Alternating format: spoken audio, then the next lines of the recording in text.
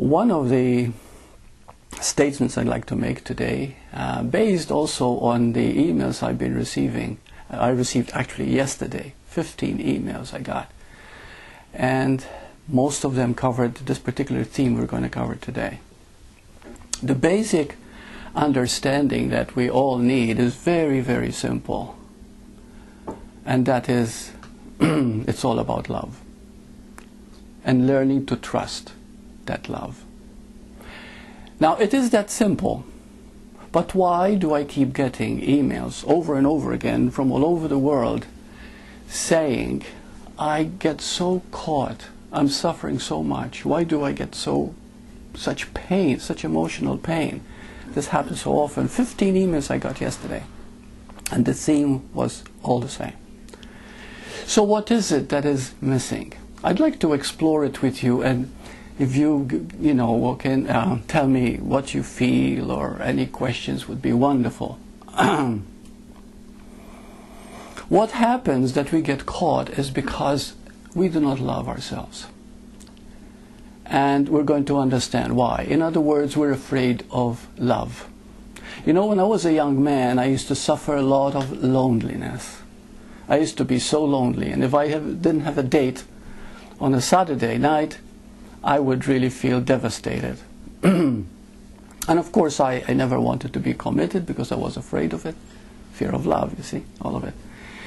And when I felt lonely, I used to daydream about somebody making love to me, some woman, okay?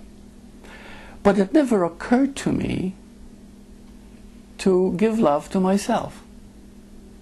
And it was later, when I had a spiritual realization, is that I am the very love I am seeking outside myself. And this, of course, applies to everyone. So, why is it that we are so defensive? Assajola, the founder of psychosynthesis, excuse me, he said 95% of our energy is spent protecting, defending and maintaining our self-image. And it is just an image, imagination. Imagine how much energy we could have if we learned to simply accept, forgive and be compassionate towards ourselves. And that is really what it's all about. But why is it so painful? Why do we fight? Why do we defend? Why do we maintain? Because we believe that there is something lacking in us. We are human beings. And as humans, we believe there is a lack because we forget the being part. That which we truly are. The reality of our essence. The source, the spirit essence of you. And we believe we are just a body. And when you believe you're just a body, you live from the premise that something is lacking. In fact, if you talk to anybody, most people who are not spiritually awakened will say, I feel as if I am not good enough. I feel as if something is missing.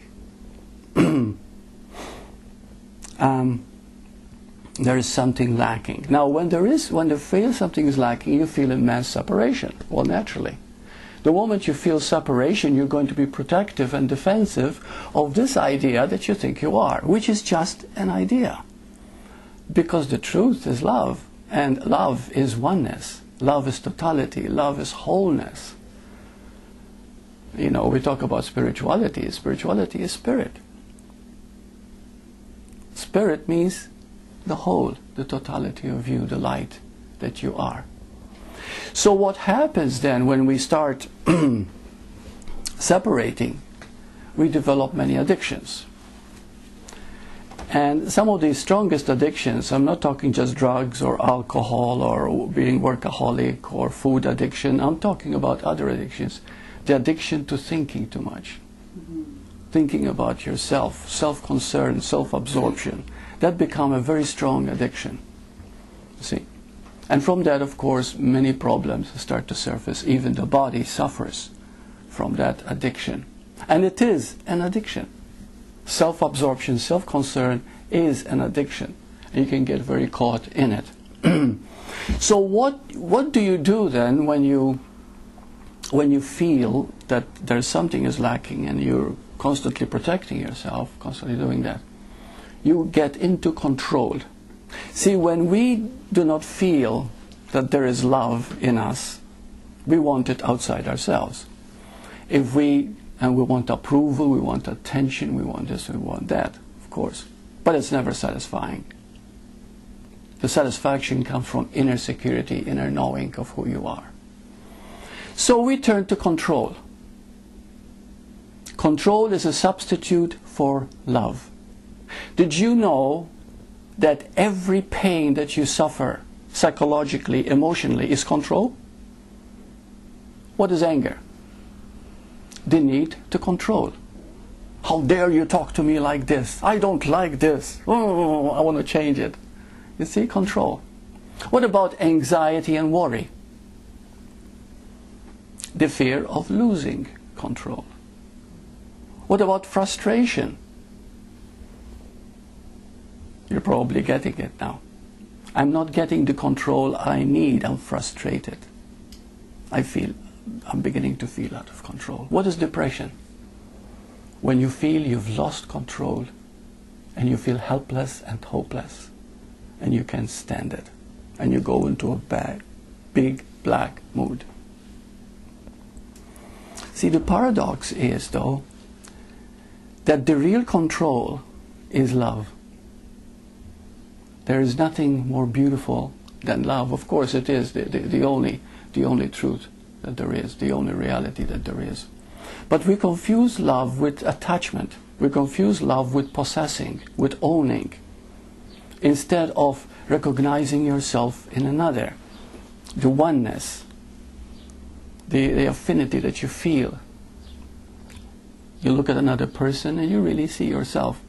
Today I'd like to introduce something that I've been doing it for a number of years, but it works and it's a win-win situation, how to begin to experience love. And it's called zapping. How many of you have heard it? The word zapping. Okay. And it does work because it's win-win. Okay? Now, first of all, I'd like to say this, that the real power, the real control is love. But not controlling someone, not manipulating. But when it's a win-win, everybody wins when there is. So I call it zapping. Now, what is zapping? It would be wonderful if everybody was zapping everybody else. This is what zapping is. Okay? It sounds like manipulation, but please listen very carefully because it's very powerful. Let's say you're going to a marketplace, a grocery store or whatever, and the cashier happens to be in a bad mood. Okay? And you realize, of course, that there is some emotional pain. Maybe she's been disappointed, maybe somebody died in her family, whatever. So what you do is you look into this person's eyes just for a second without saying a word, of course. This is 1 second, you don't stare. And you see this person filled with light. You just actually visualize light.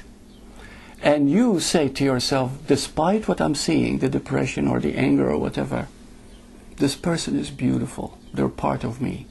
In fact, they are the same as myself, the same being. And you really start meaning it, because you see, the more you do it, the more it starts becoming alive in you. And then all it takes is 1 split second of looking at them directly with your eyes, with that feeling in you. And please start doing it, because you'll begin to see little miracles. Sylvia can attest to this. Whenever I see anybody down, a waitress or anybody, I always zap them. Right, hon? And it always works. And they start smiling, and sometimes they want to do things for you. You see, but that's not the point. The point is not a selfish gain. The point is to give a little bit of cheer to somebody else, a little bit of love, because we're always looking for love. We're always looking to be appreciated, to be loved, to be wanted. We all want attention. And the best way to convey that is through thought.